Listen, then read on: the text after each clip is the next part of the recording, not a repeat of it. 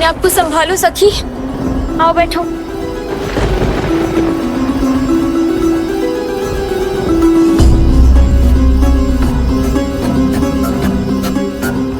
ये लो, जल पियो।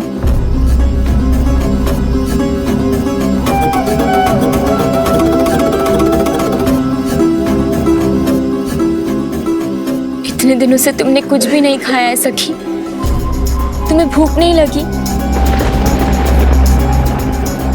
भूख लगेगी तो भोजन भी वो स्वयं ही देंगे।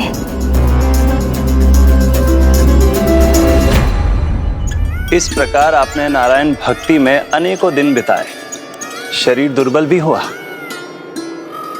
तब भी आप रुकी नहीं। और फिर कुछ दिन बाद फिर क्या हुआ प्रभु?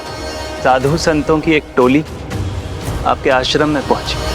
बोलो नारायण हरि नारायण हरि नारायण नारायण बोलो नारायण हरि बोलो हरि नारायण हरि हरि।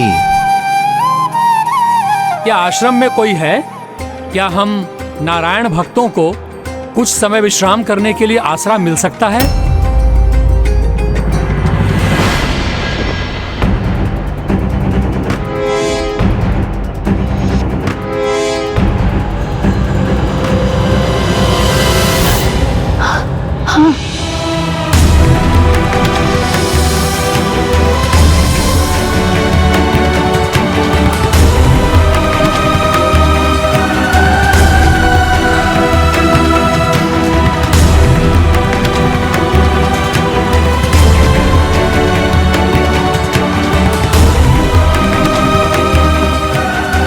प्रणाम साधु महाराज।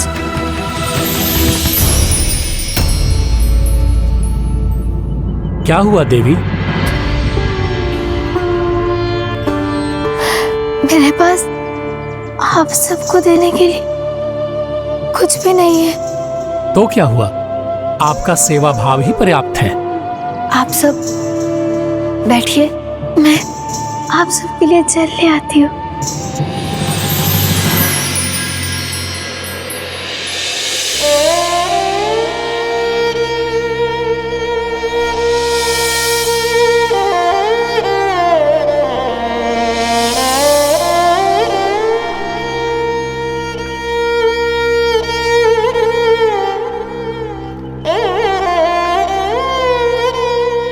देवी, जल तो प्राप्त हुआ, हमें थोड़ा भोजन मिल जाता। यात्रा से हम थके हुए हैं और हम सब भूखे हैं।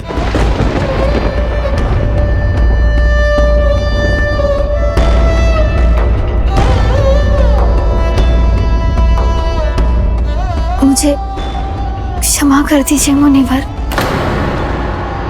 मेरे घर खाने के लिए कुछ भी नहीं है। मैं तो स्वयं ही जल पीकर जी रही हूँ। सच? कुछ भी नहीं है घर में? हाँ साधु महाराज, यदि होता तो मैं निसंकोच आपको परोसती थी। तो फिर आपके रसोई घर से ये सुगंध कैसी है?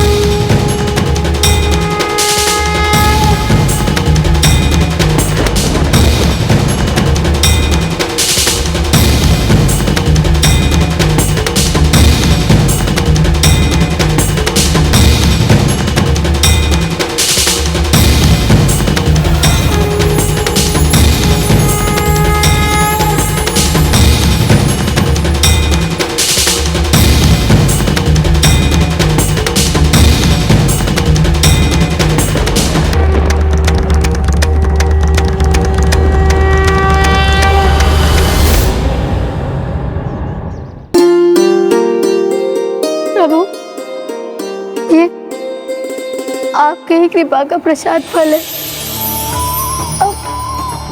अब कोई साधु भूखा नहीं जाएगा, कोई साधु भूखा नहीं जाएगा।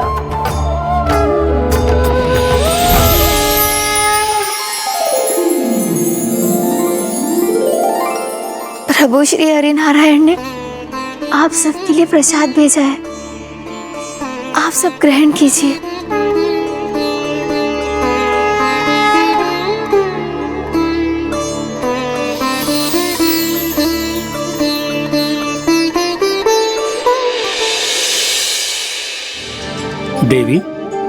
हम तृप्त हो गए। अब हमें आज्ञा दीजिए। कल्याण हो। मेरा कल्याण मुनिवर? उसका क्या उपाय है? एकादशी का व्रत।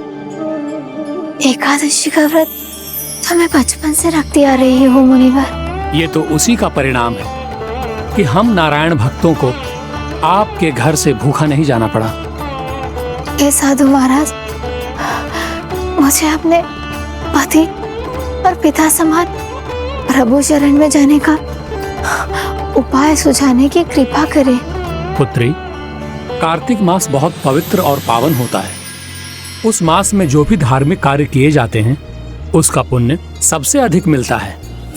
और उस मास में जब सूर्यदेव तुला राशि में होते हैं उस समय स्नान करने से सांसारिक सुखों के साथ साथ प्रभु श्री हरि नारायण के चरणों में रहने का सौभाग्य प्राप्त होता है, परम पद की प्राप्ति होती है। मैं आपके सुझाव का पालन करूंगी मुनिवर। आपको अनेकों धन्यवाद। चलो देवती, स्वयं प्रभु श्री नारायण हरि ने प्रसाद भेजा था। साधु संतों की टोली ने प्रसाद ग्रहण कर लिया। अब तुम भी प्रसाद ग्रहण कर लो। चलो।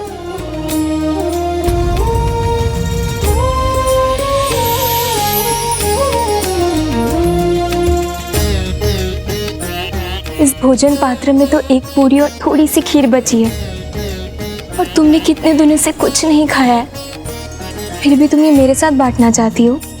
हाँ, प्रसाद को बांटकर खाना तो हमारा धर्म है ना। तुम महान हो सखी, सचमुच महान हो। अगर कोई अन्य व्यक्ति होता तो ये भोजन कभी नहीं बांटता। धर्म निभाने में भला कैसी महानता। चलो प्रसाद ग्रहण कर लो। आओ।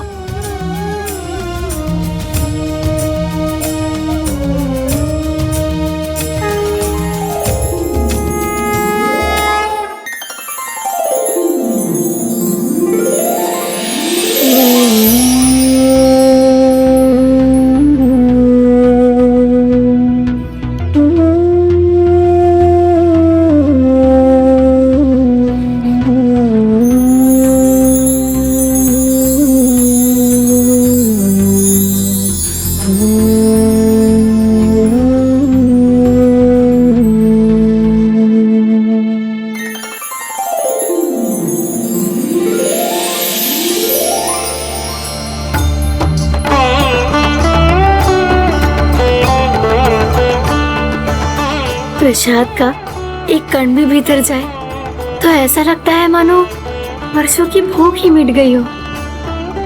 मैंने कहा था ना, जब भी मुझे भूख लगेगी स्वयं प्रभु मेरे लिए भोजन भेज देंगे। किंतु आज तुम्हारे मुख पे आनंद की जो झलक है केवल भूख मिटने की तो नहीं है। क्या हुआ है? मुझे प्रभु का आशीर्वाद पाने का मार्ग मिल गया है।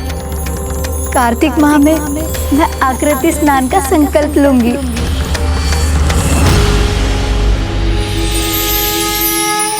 ये आप ही की लीला थी ना प्रभु? उन साधु संतों को आपने ही भेजा था ना? भगवान तो भक्ति भाव के भूखे होते हैं। जब भक्त अटूट भक्ति और श्रद्धा का परिचय दे, भला भगवान भी उससे कैसे पीछे हट सकते हैं? तो क्या मैं कार्तिक मास का स्नान संकल्प निभा सकी?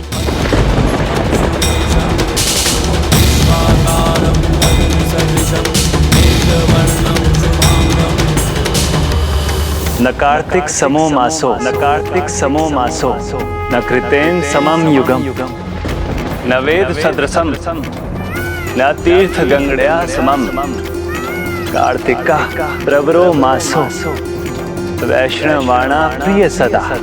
कार्तिकम सकलम यस्तु, भक्त्या सेवते वैष्णव। अर्थात कार्तिक के संतुल्य कोई माह नहीं और सतयुग के समान कोई युग नहीं। वेदों के समान कोई शास्त्र नहीं। गंगा के समान कोई तीर्थ नहीं। कार्तिक मास का स्नान इतना सरल नहीं, घोर शीत में सूर्योदय की पहली किरण के पहले स्नान लेना होता है। जय श्री नारायण, जय श्री नारायण। ओम श्री नारायण हरि, ओम श्री नारायण हरि।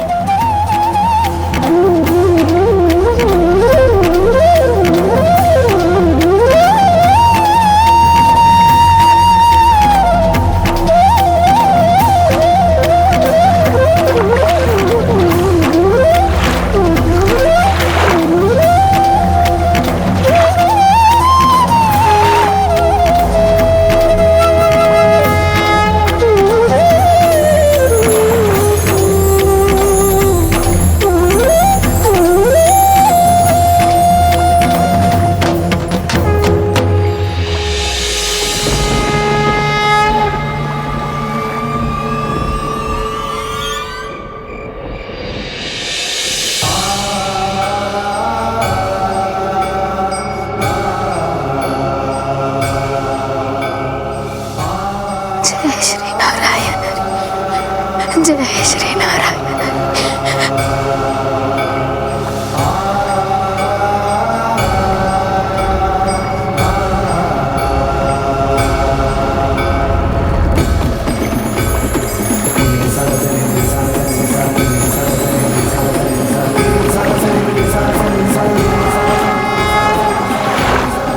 गुणवती के शरीर में इतनी शक्ति कहाँ थी कि वो कार्तिक की उस शीत को सहन कर सके।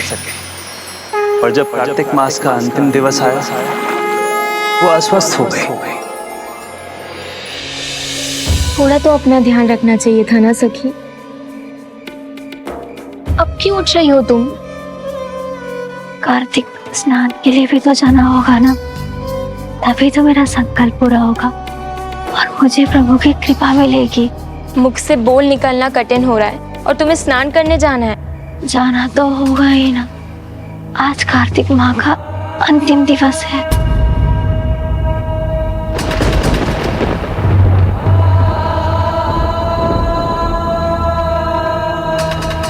परंतु तुम्हें तेज ज्वर है, तुम्हारा शरीर ज्वर से तप रहा है। ये तो बस शरीर का ताप है। प्रभु का नाम लूंगी तो पल भर में सब ठीक हो जाएगा।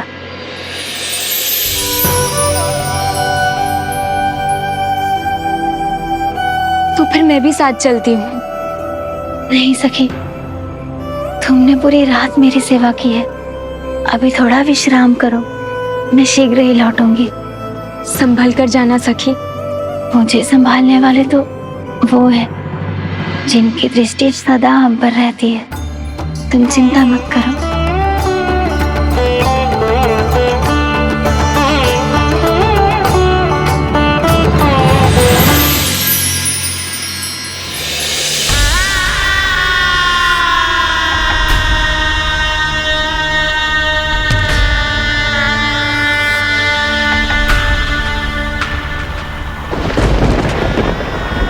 प्रभु, आज कार्तिक के इस आखिरी दिन मुझे स्नान करने की शक्ति दीजिए। मेरा संकल्प पूरा करने में मेरी सहायता कीजिए प्रभु।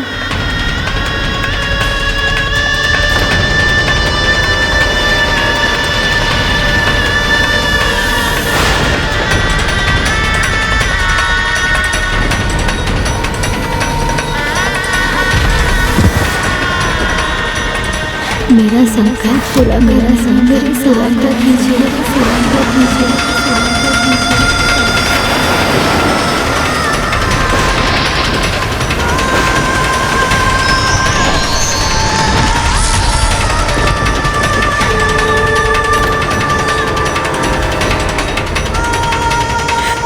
प्रभु ने अपनी कृपा से वंचित कर दिया मुझे।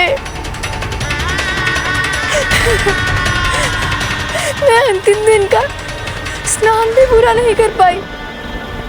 मेरा संकल्प अधूरा रह गया।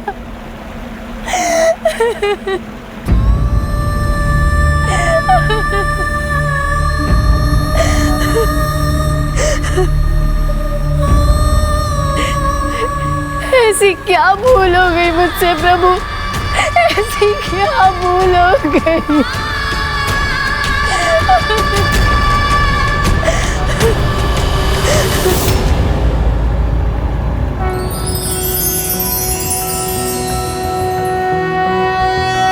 नारायणं गदाध्यक्षं गोविन्दं कीर्तिभाजनं गोवर्धनोद्धरं देवं भूधरं भुवनेश्वरम्।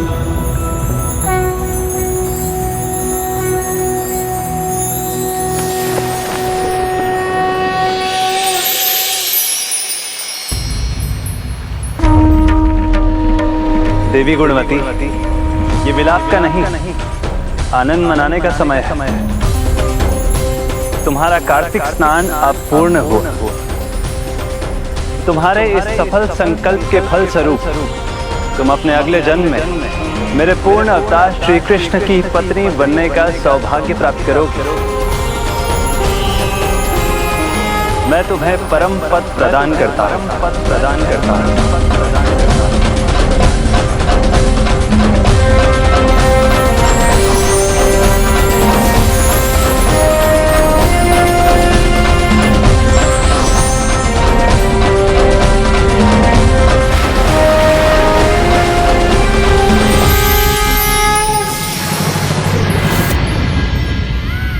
पूर्व जन्म में कार्तिक स्नान के परिणाम स्वरूप आपको वैकुंठ में वास मिला, और जब मैं अपने इस पूर्ण रूप में अवतरित हुआ तो आपने भी जन्म लिया, और इस जन्म में भी आपके पिताजी वही हैं जो पिछले जन्म में थे। ये आपके कार्तिक मास और एकादशी के व्रत का ही परिणाम है कि आप देवियों के समान गुणों और पुण्यों से परिपूर्ण होकर असाधारण बन गए। आपने गुणवती रूप में मेरे मंदिर के आगे तुलसी वाटिका लगाई थी, इसलिए आज ये कल्प वृक्ष आपके आंगन में शोभायमान है। अपने पूर्व जन्म कार्तिक माह पर आपने जो दीपदान किया था, उसी के परिणाम स्वरूप आपके निवास में स्थिर लक्ष्मी का वास है। एकादशी व्रत और अन्य व्रत करते हुए आपने सभी कर्मों में पति रूप में नारायण का निवेदन किया, इसलिए आज आप मेरी पत्नी हैं।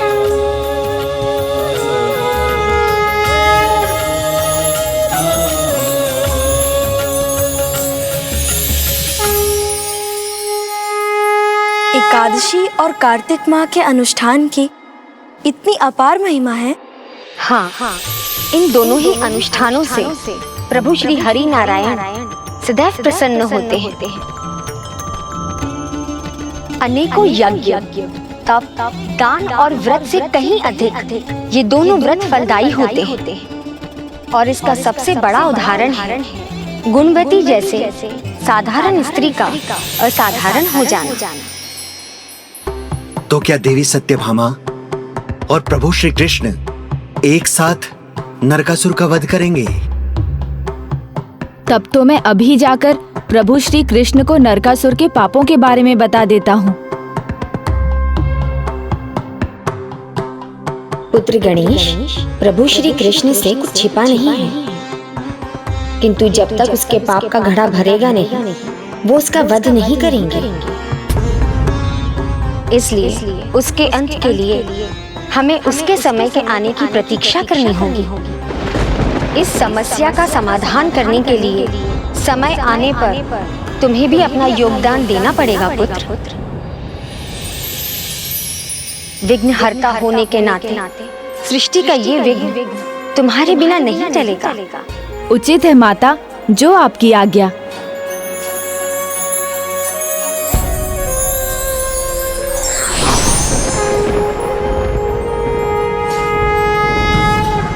अब शीघ्र मिलेगी नरकासुर के पापों से इस जगत को मुक्ति। पुत्र, ऐसा अधर्म करोगे तो अपने विनाश को आमंत्रित करोगे। त्याग दो ये विचार। सेनापति उद्यम,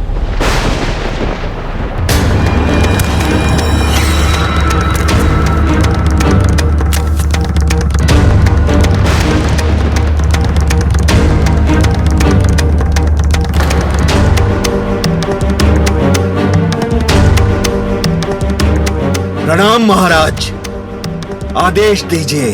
पृथ्वी की सभी अविवाहित सुंदर राजकुमारियों का हरण करके लाओ यहाँ। मैं उन सभी से विवाह करूंगा।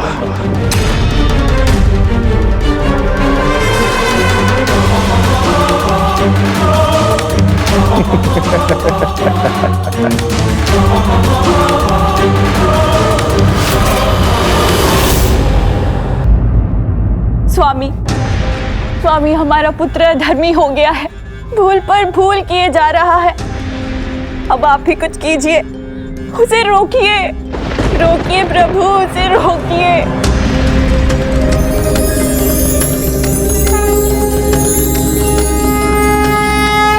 हमारे पुत्र में दोष का आभास हुआ है मुझे। यदि इसे बुरी संगति मिली तो इसमें आसुरी प्रवृत्ति भी जागृत हो सकती है। इसे बुरी संगति से बचा कर रखिए। मेरा आशीर्वाद तो सदा आपके साथ है। किंतु प्रभु, मैं माँ हूँ, अपने पुत्र को ऐसी भूल कर उसके सर्वनाश की ओर कैसे बढ़ने दूं? उसके सर्वनाश की ओर कैसे बढ़ने दूं?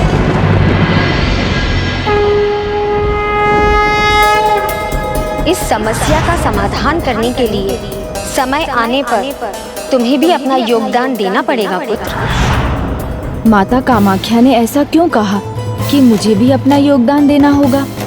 किंतु मुझे क्या करना है ये तो उन्होंने बताया ही नहीं। प्रभु, एक बुरा समाचार है प्रभु। क्या? नरकासुर बहुत बड़ा अधर्म करने वाला है।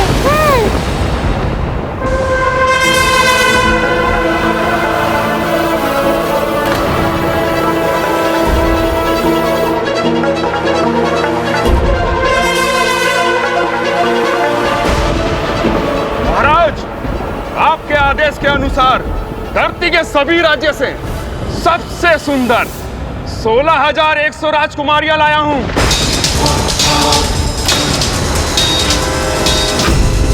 बहुत हुआ नरकासुर, स्त्रियों का अपमान, उनका हरण उचित नहीं है।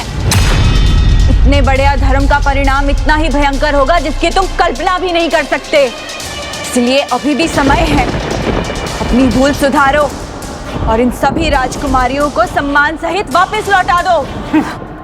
असंभव है। इससे पहले रावण ने भी यही उदंडता की थी।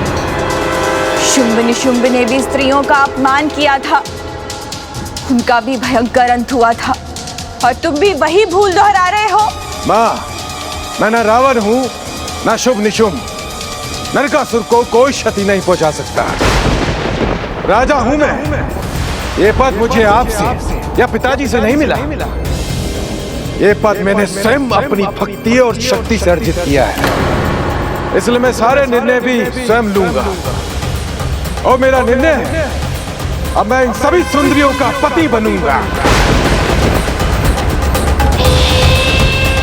सच कहा था स्वामी ने, तुम वो पुत्र नहीं हो जिसे मैंने बड़ा किया था।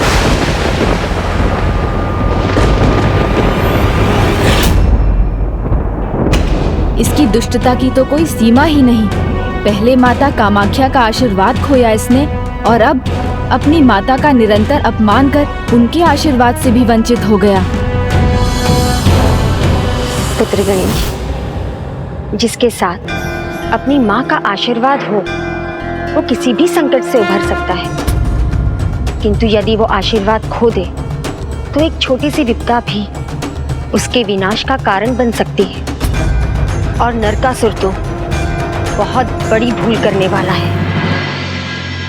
इन्हें रानी निवास में बंदी बनाओ और राक्षसी सेविकाओं से कहो कि इन सबको मुझसे विवाह करने के लिए तैयार करें। और यदि समझाने पर भी कोई अस्वीकार करे तो उसे ऐसा मृत्यु दंड दो कि अन्य सभी मेरे प्रस्ताव को नकारने का साहस न कर सके। जो आज्ञा महाराज। इतना दुस्साहस भला कोई कैसे कर सकता है? प्रभु, इसे रोकने के लिए आपको ही कुछ करना होगा।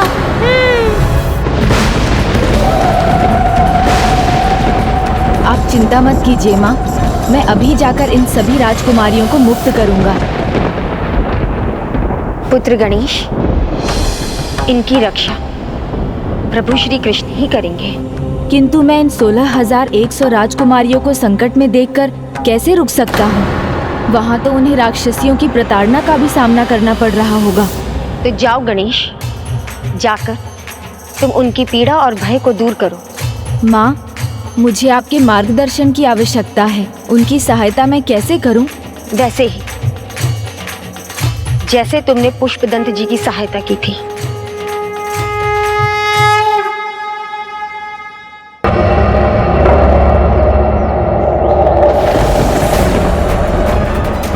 एक अवसर दे रही हूँ, बात मान लो, अन्यथा तुम्हें तुम्हारी मृत्यु से कोई नहीं बचा सकता। मृत्यु स्वीकार है, इस दुष्ट असुर से विवाह नहीं।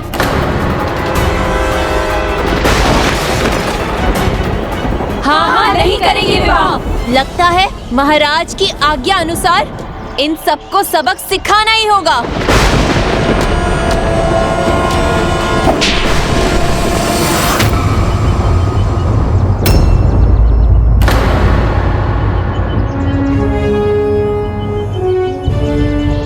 ये मेरा चाबुक हवा में कैसे रुक गया? जिसने भी ये दुस्साहस किया है वो अब नहीं बचेगा।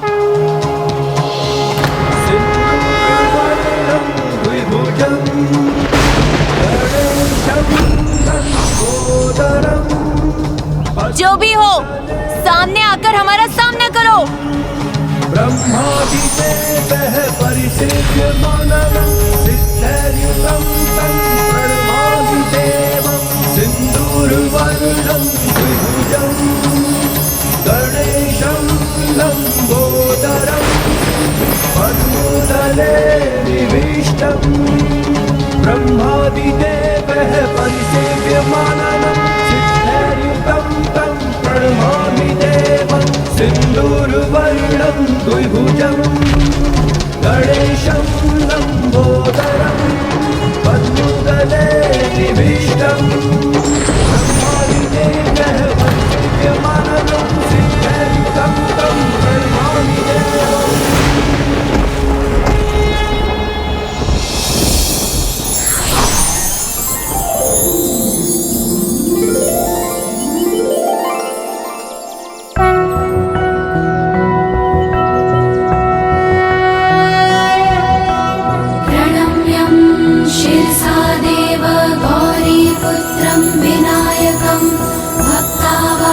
स्मरे नित्यं आयुः कामार्थसिद्धये प्रथमं वक्रतुण्डं च एकदन्तं द्वितीयकं तृतीयं कृष्णं पिङ्गाक्षं गजवक्त्रं चतुर्थकं लम्बोदरं पञ्चमं च षष्ठं विकटमेव च सप्तमं विघ्नराजेन्द्रं धूम्रवर्णा तथाष्टकं नवमं भालचन्द्रं च दशमं तु विनायकम् एकादशं गणपतिं द्वादशं तु गजाननं द्वादशैतानि नामानि त्रिसन्ध्यायाः पठेन्नरः न च विघ्नभयं तस्य सर्वसिद्धिकरं प्रभो।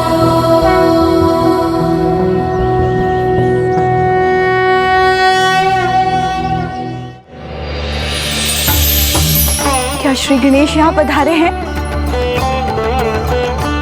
संभव है वो मेरी सहायता करने के लिए ही आए होंगे। प्रभु, हमारी रक्षा कीजिए, ले चलिए हमें यहाँ से। यह असुर हम पर अत्याचार कर रहा है, हमारा वध भी कर सकता है। हमें बचा लीजिए प्रभु, हमें बचा लीजिए। हमें भय के कारण ही हमारे प्राण जाने वाले थे प्रभु।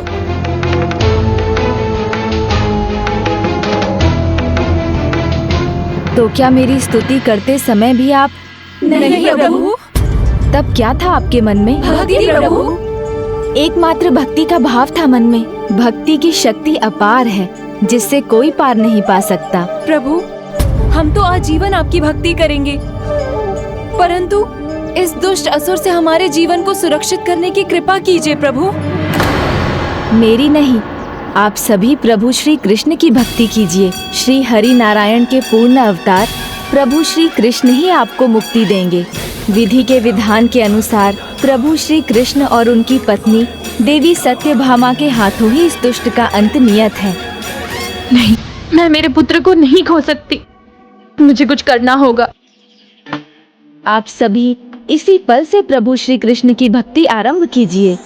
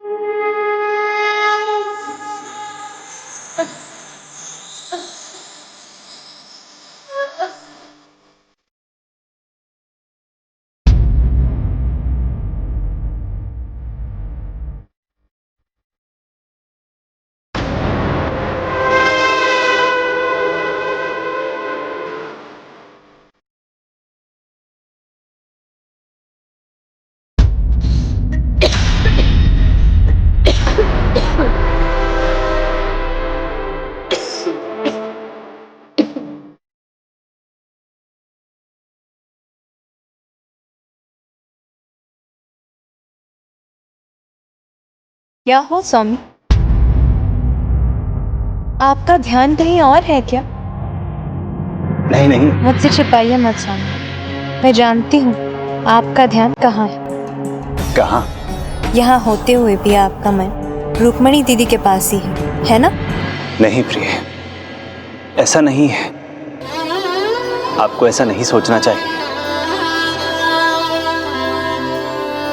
क्यों नहीं सोचना चाहिए स्वामी?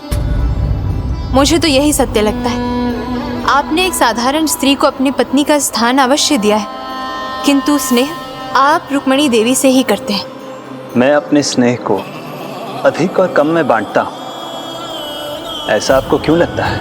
क्यों भूल गए वो तराजू वाली घटना, जब मैंने तो उस पर अपना सब कुछ रख दिया था, अपना संचित धन, अपने आभूषण, फिर भी मेरा पलड़ा आपके पलड़े से भारी नहीं हुआ।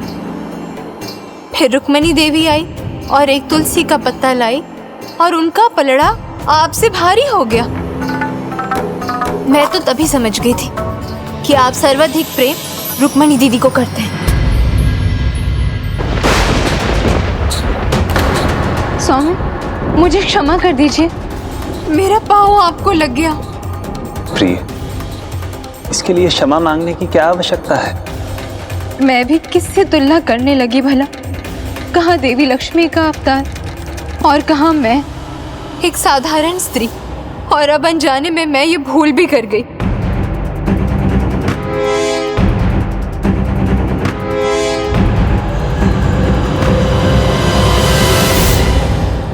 शीघ्र जगत कल्याण के एक महत्वपूर्ण कार्य में हम दोनों सहभागी होंगे। माँ स्वप्न में भी अपनी संतान का भला ही चाहती है पुत्र। अपने अशुभ को शुभ में बदलना अब सिर्फ तुम्हारे हाथ में है। अभी भी समय है पुत्र, अपने कर्मों को सुधार लो तो तुम्हारा अहित रुक सकता है। आप क्या ये कह रही हैं माँ कि जो गणेश जी ने कहा वो सत्य है? हाँ पुत्र।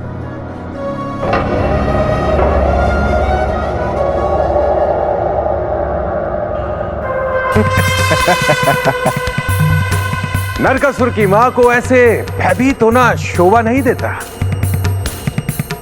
सत्य तो यह है क्या सभी देवता मेरे अधीन हैं। गणेश जी तो पहले भी आए थे और देवताओं को मुक्त नहीं करा सके। और अब भी आए हैं तो राजकुमारियों को मुक्त कराने में असफल ही रहे। बस वो आते जाते रहते हैं और कुछ नहीं। मूर्ख मत बनो पुत्र, विघ्नहर्ता है वो। उनकी शक्ति, उनकी महिमा को पहचानो। उनकी शक्ति के आगे तो सबको नतमस्तक होना पड़ता है। किसी भी महत्वपूर्ण कार्य के आरंभ से पहले सभी देवी देवता उनका पूजन करते हैं, किंतु उनकी ऐसी महानता है कि देवों के देव महादेव ने त्रिपुर का नाश करने के पहले उनकी पूजा की थी। शुंभ निशुंभ हो या महिषासुर, ऐसे बलशाली असुरों का वध करने के लिए माँ दुर्गा के सहायक बने थे पार्वती नंदन गणेश जी। जहाँ पाप का प्रकोप संसार में विघ्न उत्पन्न करता है, उसका नाश करने के लिए गणेश जी सदा तत्पर रहते हैं। तो अब आपने पुत्र की तुलना महापापियों से कर रही हैं? नहीं पुत्र, मैं तो बस अपने पुत्र को समझा रही हूँ कि वो गणेश जी की शक्तियों को समझे और धर्म का पथ छोड़ धर्म के पथ पर लौट आए और अपने विनाश को रोक ले। क्योंकि यदि गणेश जी ने कहा है कि श्री कृष्ण यहाँ तुम्हारा अंत करने आएंगे, तो ऐसा अवश्य होगा। और अब तो तुम माता कामाख्या के आशीर्वाद के सुरक्षा कवच से भी वंचित हो चुके हो। सत्य कहा आपने। मैं उनकी शक्तियों का कवच तो खो चुका हूं, किंतु अब भी मेरे पास अति शक्तिशाली भयंकर असुर योद्धा है, जो किसी भी संकट के आने पे मेरे सामने खड़े हो जाएंगे। इसलिए यदि श्री कृष्ण को आना है तो आए।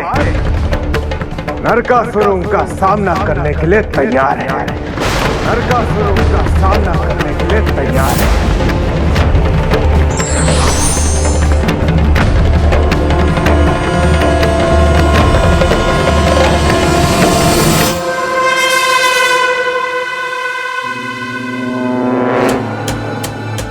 बुरा! बुरा! बुरा!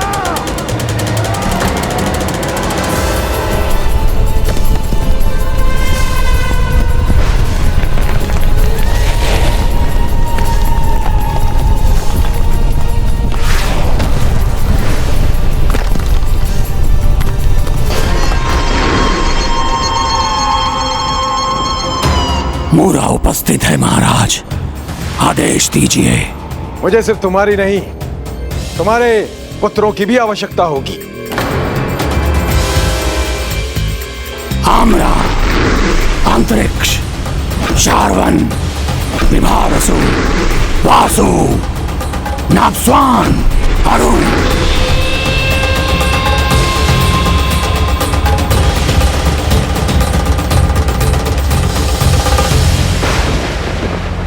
मेरे पराक्रमी योद्धाओं, बराक ज्योतिषपुर की सुरक्षा का भार मैं तुम्हें सौंपता हूं। सेना एकत्र करो और किसी को भी हमारे नगर में प्रवेश मत करने दो। आप चिंता मत कीजिए महाराज, नारायण और उनके अवतारों से तो हमारी जन्म जन्मांतर की शत्रुता है। हम उन्हें यहाँ नहीं आने देंगे। किंतु महाराज, यदि महादेव और उनके गण भी श्री कृष्ण की सेना का भाग बने तो उन्हें रोकना हमारे लिए और भी कठिन हो जाएगा। निश्चिंत रहो, मैं महादेव और उनके गणों के लिए अलग योजना रच चुका हूं। मित्र बानासुर को मैं ये दायित्व सौंप चुका हूं, बस अब उसे ही शीघ्रता करनी होगी।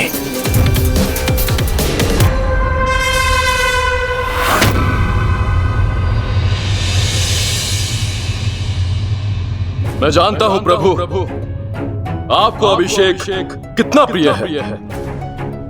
मेरी यही इच्छा है, जब तक मेरा तप होता रहे तब तक आपका भी अभिषेक होता रहे।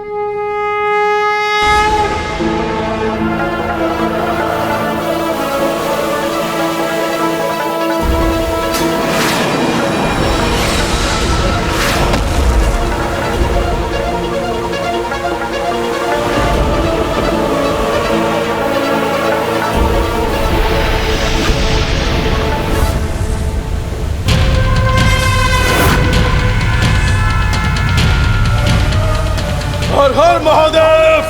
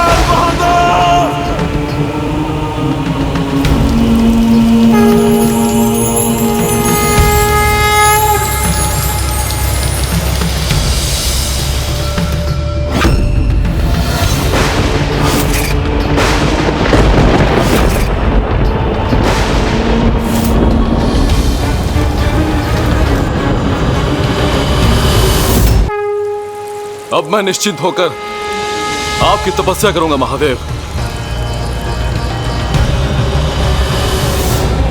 अपनी तपस्या भी शीघ्र संपन्न करनी है तुम्हें। मित्र, नारायण ने श्री कृष्ण अवतार लिया है और वो गणेश जी की सहायता से मेरा वध करने को तत्पर है। मैं केवल इतना चाहता हूं कि उचित समय आने पर महादेव और उनके सभी गण हमारे साथ हो। चिंता मत करो मित्र, केवल महादेव और उनके गण ही नहीं, गणेश जी भी हमारे साथ होंगे। वर्षों की तपस्या के उपरांत भी महादेव से कोई वरदान नहीं मांगा मैंने, किंतु अब समय आ गया। मेरी तपस्या का अंतिम चरण भी अब आरंभ होगा। मुझे विश्वास है मित्र, जैसा तुम कहोगे वैसा ही होगा। मेरी चिंता दूर होगी।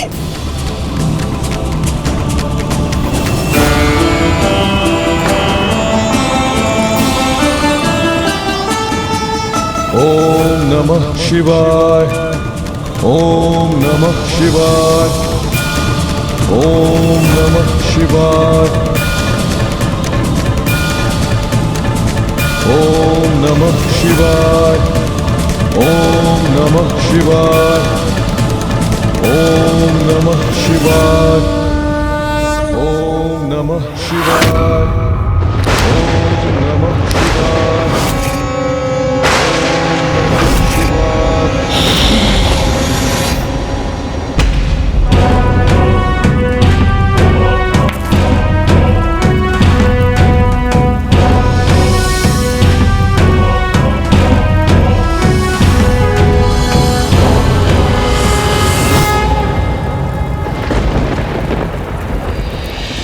ओम नमः शिवाय, ओम नमः शिवाय, ओम नमः शिवाय, ओम नमः शिवाय, ओम नमः शिवाय, ओम नमः शिवाय, ओम नमः शिवाय, ओम नमः शिवाय, ओम नमः शिवाय, ओम नमः शिवाय।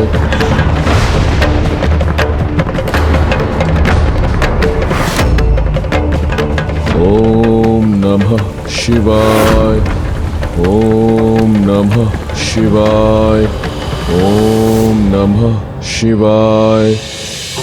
माता कामाख्या ने मुझे ये तो बताया ही नहीं कि अब मुझे क्या करना है। तो क्या करूं? उनके निर्देश की प्रतीक्षा करना उचित होगा क्या? नहीं, समय व्यर्थ किए बिना माता कामाख्या की पूजा करनी चाहिए, तो वो स्वयं मुझे संकेत दे देंगी।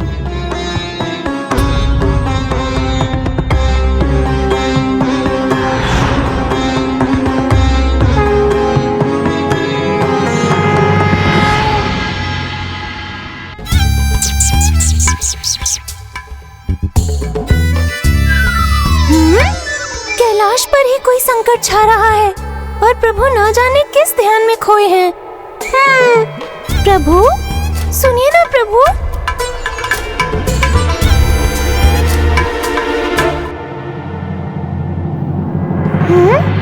किसके ध्यान में खोए हैं प्रभु? प्रभु, समाचार अच्छा नहीं है। मूषक जी, बुरा समाचार लाने का अभ्यास बना लिया है आपने। आपको भी किसी के ध्यान में खो जाने का अभ्यास हो रहा है। ओह, अब समझा, पता चल गया मुझे। ओम नमः शिवाय, ओम नमः शिवाय, ओम नमः शिवाय, ओम नमः शिवाय।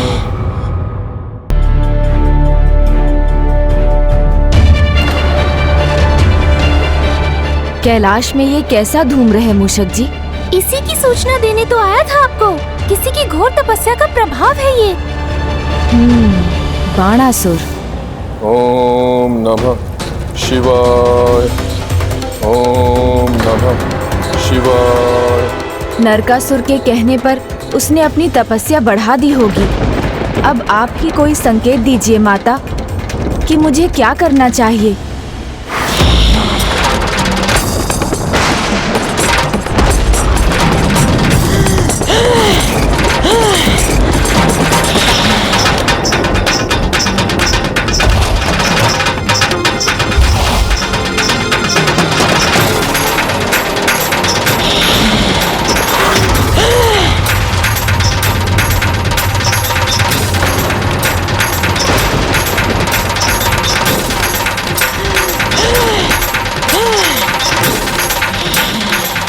माँ आप इस रूप में?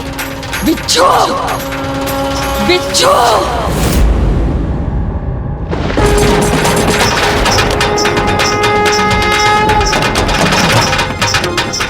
माँ ने माता काली स्वरूप लिया है, अर्थात कुछ भयंकर होने वाला है। मुझे पिताश्री को बताना चाहिए। ओम नमः शिवाय। ओम नमः शिवाय। पिताश्री, माँ माता काली स्वरूप में क्यों? पिताश्री अंतर्ध्यान क्यों हो गए? पुत्र बाणासुर, कल्याण।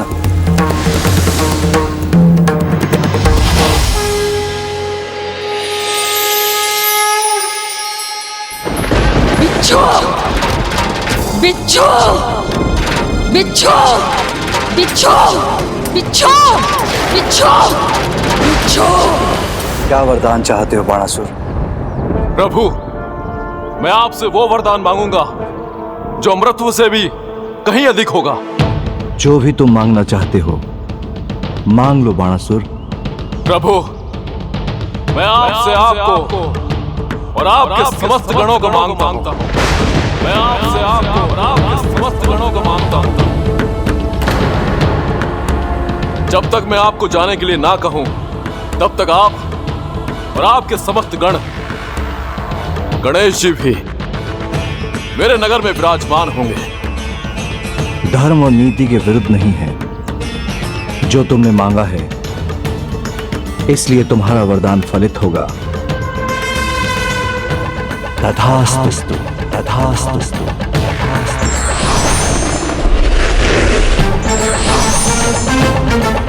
बिच्छू! बिच्छू!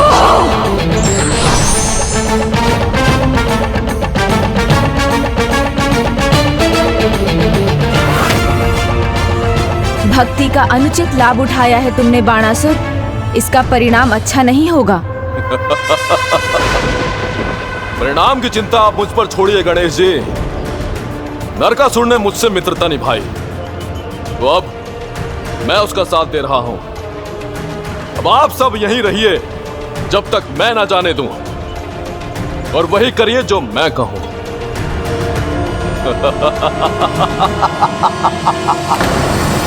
महाराज, आपके मित्र बाणासुर की तपस्या पूर्ण हुई। महादेव से मनचाहा वरदान पा लिया उन्होंने। मैंने कहा था ना मां, नरकासुर हूं मैं, और मुझे पता है मुझे क्या करना है और मैं क्या कर रहा हूं। जब महादेव और उनके गण मेरे साथ हैं, तो नारायण के अवतार श्री कृष्ण मेरा क्या बिगाड़ सकेंगे। जाओ, जाकर बता दो सभी राजकुमारियों को, उनके पास मेरे से विवाह करने के अलावा कोई विकल्प नहीं है। अब कोई कृष्ण उन्हें बचाने नहीं आएंगे।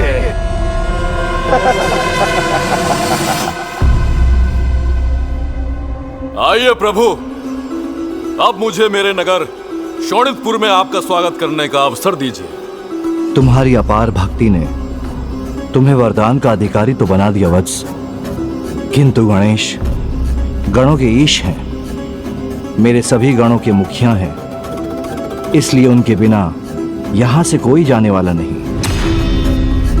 तुम्हें गणेश को निमंत्रण देना ही होगा, अन्यथा हम सब भी यहीं रुकेंगे।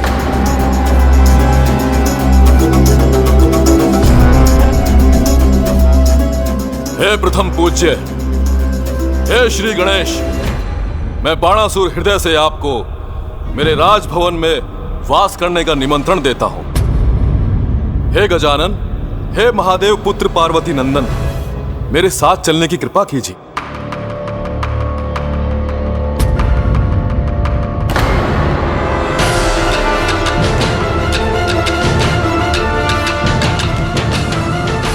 प्रभु, आप मेरा अनुरोध स्वीकार क्यों नहीं कर रहे हैं?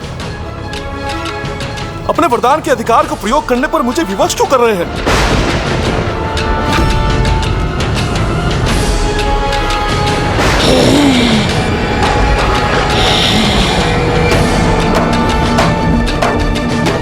क्या हुआ गजानन? किस संकोच में हैं आप? आपको तो प्रसन्न होना चाहिए। मैं महादेव का परम भक्त अपने नगर में अपने आराध्य की सेवा में लीन होना चाहता हूं। सदा उनके दर्शन का सुख पाना चाहता हूं। भला इसमें क्या बुराई है? भक्ति का अर्थ पता भी है तुम्हें? भज अर्थात भजना। ईश्वर के नाम को भजना ही भक्ति है, ना कि उन्हें बंदी बनाना। भक्ति के महान बंधन में बंधना तो भक्त और भगवान दोनों को प्रिय होता है गजानन। हम भी उसी बंधन में बंधे हैं। केवल आपको हमारा प्रेम नहीं दिख रहा, इसलिए आप विघ्न डाल रहे हैं। विघ्न नहीं डाल रहा हूँ। तुम पिता श्री प्रभु महादेव के भक्त हो, इसलिए तुम अपने आचरण से जो विघ्न अपने जीवन में उत्पन्न कर रहे हो, मैं उनसे तुम्हारी रक्षा करने के लिए तुम्हें ज्ञान दे रहा हूँ। कैलाश महादेव की छत्र छाया से दूर हो, शिव शक्ति से विलग हो, इसका भयंकर परिणाम होगा, जिससे तुम कदापि अछूते नहीं रहोगे। अभी भी समय है, अपने वरदान और वचन से मुक्त कर दो इन्हें। ये आप क्या कह रहे हैं गणेश जी? भगवान प्रसाद दे तो भक्त भला उसे कैसे लौटा सकता है? नहीं नहीं, ये दुस्साहस मैं नहीं कर सकता। गणेश, जैसे शाप देकर उसे लौटाया नहीं जा सकता, वैसे ही वरदान देकर उससे पीछे नहीं हटा जा सकता। गजानन, जब महादेव पीछे नहीं हट सकते तो आप क्यों हट रहे हैं? उनके वरदान की मर्यादा रखिए और चलिए मेरे साथ। अद्भुत स्वागत करूंगा आपका।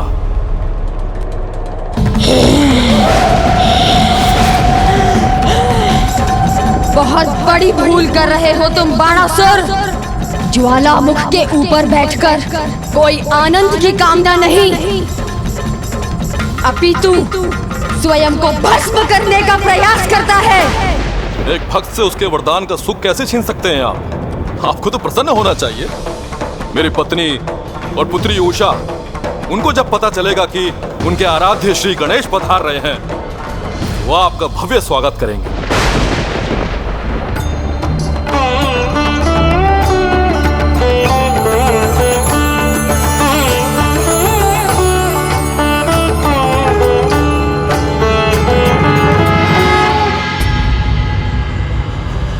अनुरोध बहुत हुआ, अब मांग करता हूं।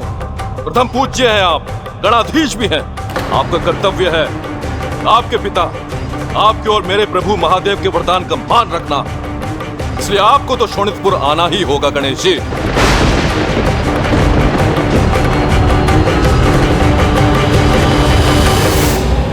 प्रभु, मैं बाणासुर की पुत्री, आपकी नियमित पूजा, आपका चतुर्थी व्रत मैं इसी इच्छा से करती आ रही हूँ कि मुझे आपके साक्षात दर्शन प्राप्त होंगे। मैं जानती हूँ प्रभु, ये असुरों की राजधानी है और मैंने असुर वंश में जन्म लिया है। मैं फिर भी आपकी भक्त हूँ, इसलिए मुझे विश्वास है आपके दर्शन का सौभाग्य मुझे अवश्य मिलेगा। आप यहाँ अवश्य आएंगे प्रभु। माँ, प्रभु गणेश जी आएंगे ना? मुझे दर्शन देंगे ना? मैं ये जानती हूँ पुत्री, प्रभु श्री गणेश जी अपने भक्तों की पुकार अवश्य सुनते हैं।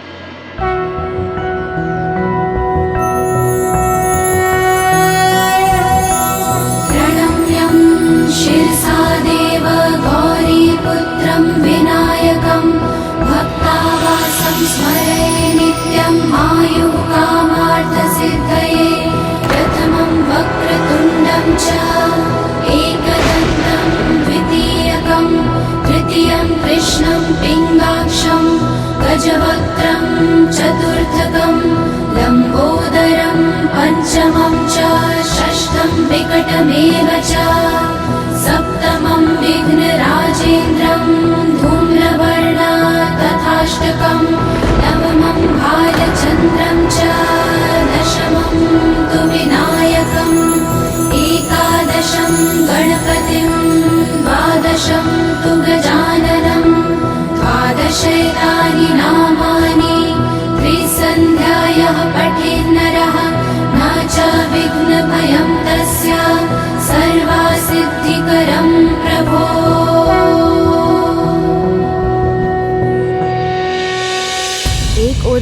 अहंकारी पिता है जिसकी जिह्वा से दंभ भरे शब्द ही निकलते हैं, और दूसरी ओर है इसकी पुत्री जो भक्ति भाव में डूबी है, जिसकी सादगी और भक्ति मुझे प्रभावित कर रही है। इसलिए बाणासुर के दबाव में नहीं बल्कि अपनी भक्त उषा की भक्ति के प्रभाव में मैं शोणितपुर जाऊंगा। सोच क्या रहे हैं गणेश जी? अपने पिता के वरदान का मान रखेंगे आप, या अपने अभिमान में उसे नकार देंगे? या अपने अभिमान में उसे नकार देंगे? मेरे पुत्र का अपमान कर ये दुष्ट अपने पापों का घड़ा भर रहा है।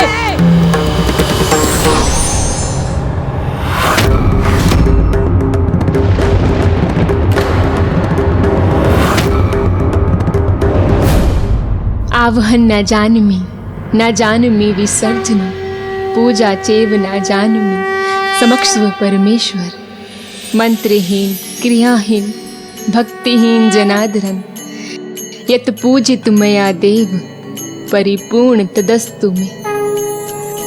प्रभु, ना मुझे आपका आवाहन करना आता है, ना विधा करना, और ना ही ठीक से पूजा करना। मेरी मंत्रहीन भक्तिहीन पूजा को स्वीकार कीजिए। जाने अनजाने में मुझसे कोई भूल हुई हो तो मुझे क्षमा करें प्रभु।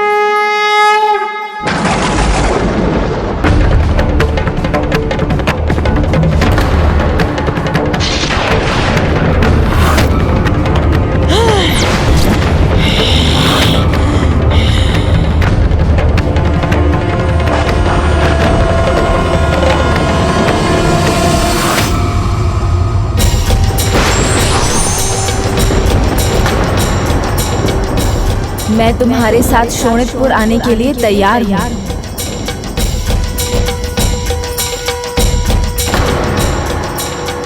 आना तो आपको था ही गणेश जी।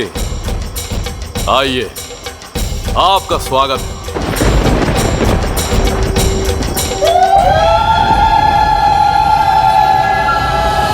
हम चलेंगे अवश्य बाणासुर, किंतु पहले ये बताओ तुम हमें ले कैसे जाओगे? ये कैसा प्रश्न है गणेश जी? बाणासुर अपने प्रभु को तनिक भी कष्ट नहीं होने देगा। प्रभु, आप चलेंगे ना? मैं वरदान दे चुका। तुम मेरा प्रश्न नहीं समझे बाणासुर। मैं ये जानना चाहता हूँ कि तुम हमें बंदी बनाकर ले जाना चाहते हो या अतिथि बनाकर? ये आप क्या कह रहे हैं गणेश जी? प्रभु को भला कौन बंदी बना सकता? आप सभी मेरे अतिथि हैं, और वैसा ही मैं स्वागत सत्कार भी करूंगा। आपको कोई कमी नहीं होने दूंगा, किंतु वरदान के अनुसार जब तक मैं आपको जाने के लिए ना कहूं, आप मुझे अपनी सेवा करने देंगे। मुझे ज्ञात है तुम्हारा वरदान, किंतु तुम भी स्मरण रखना, हम तुम्हारे अतिथि होंगे, बंदी नहीं। बाणासुर जो कह देता है गणेश जी, उस पर सदा स्थिर रहता है। आइए प्रभु, आइए।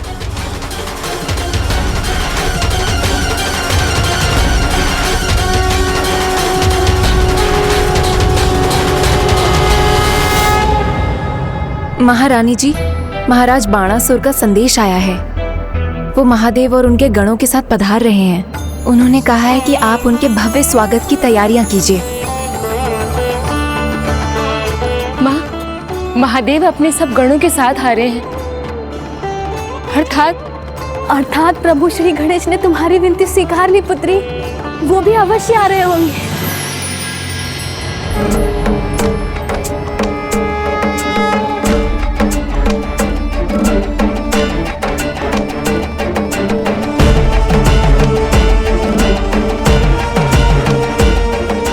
आइए प्रभु, आइए।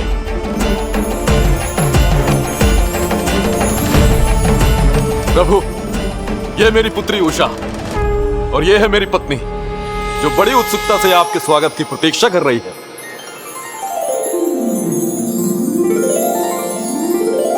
पुत्री, सर्वप्रथम महादेव जी का स्वागत करो, फिर उनके गणों का स्वागत करना।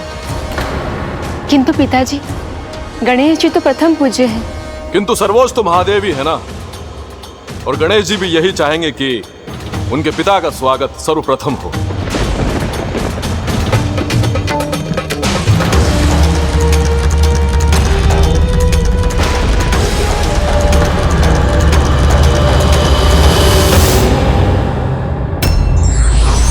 और नियमों में बांधकर किसी को प्राप्त नहीं किया जा सकता। उसके लिए प्रेम ही पर्याप्त है।